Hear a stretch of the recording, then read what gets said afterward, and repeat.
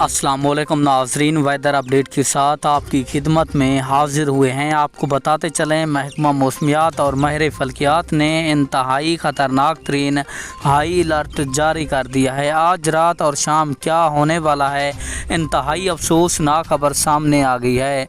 तो मैं आपको मुकम्मल तफसील के साथ आगाह करता हूँ, लेकिन उससे पहले आपने वीडियो को लाइक करके इस चैनल को सब्सक्राइब लाजमी करना है, ताकि आपको हमारी नई वीडियो का नोटिफिकेशन सबसे पहले और बआसानी मिलता रहे।